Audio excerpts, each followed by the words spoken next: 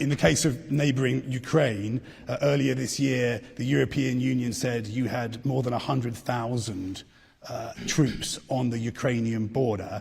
Was that an attempt to get Washington's attention?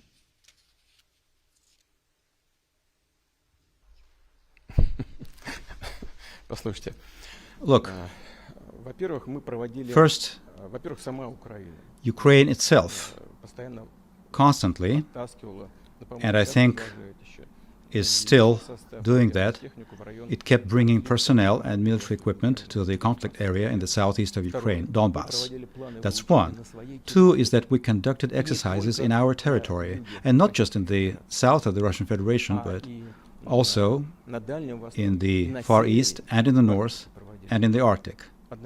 Simultaneously, military exercises were being held in different parts of the Russian Federation. At the very same time, the U.S. was conducting military exercises in Alaska. Do you know anything about it? Probably not. But I'll tell you that I do know. And that is in direct proximity to our borders. But that's in your territory, on your land. We didn't even pay attention to it. What is happening now? Now, at our southern borders, there is a war game, Defender Europe. 40,000 personnel, 15,000 units of military equipment. Part of them have been airlifted from the U.S. continent directly to our borders. Did we airlift any of our military technology to the U.S. borders? No, we did not. But many of those, why are you worried? Many of those exercises are a response to your actions, Mr. President. Do you worry that your opposition to NATO has actually strengthened it? For 6 years, NATO has spent more on defence. That's some defense. Some defense. During the USSR era, Gorbachev, who is still, thank God, with us, you can ask him, got a promise, a verbal promise. However, it was a promise that there would be NATO expansion to the east. Where are those promises? 2 waves of expansion. Where is that written down? Where is that promise written down? Right.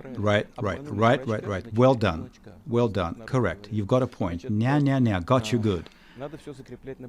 Well, congratulations. Of course, everything should be sealed and written on paper.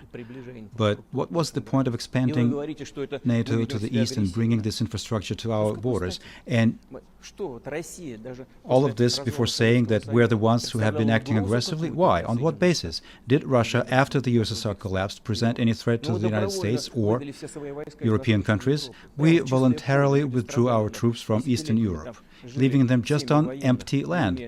Our people there, military personnel, lived there for decades in what was not normal conditions, including their children. We went to tremendous expenses. And what did we get in response? We got in response infrastructure next to our borders. And now you're saying that we're threatening to somebody. We're conducting war games on a regular basis, including sometimes surprise military exercises. Why should it worry the NATO partners? I just don't understand this. Will you commit now not to send any further Russian troops into Ukrainian sovereign territory? Look, did we say that we were planning to send our armed formations anywhere? We conducted war games in our territory. How can this not be clear? I'm saying it again because I want your audience to hear it. I want your listeners to hear it, both on the screens of their television sets and on the internet. We conducted military exercises in our territory. Imagine if we sent our troops into direct proximity to your borders. What would have been your response? We didn't do that. We did it in our territory. You conducted war games in Alaska. God bless you. But you had crossed an ocean, brought thousands of personnel and thousands of units of military equipment close to our borders, and yet you believe that we're acting aggressively, and somehow you're not. Just look at that. Pot calling the kettle black.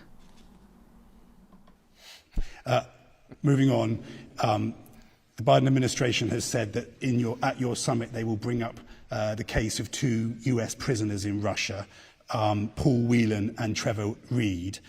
They are 2 former Marines.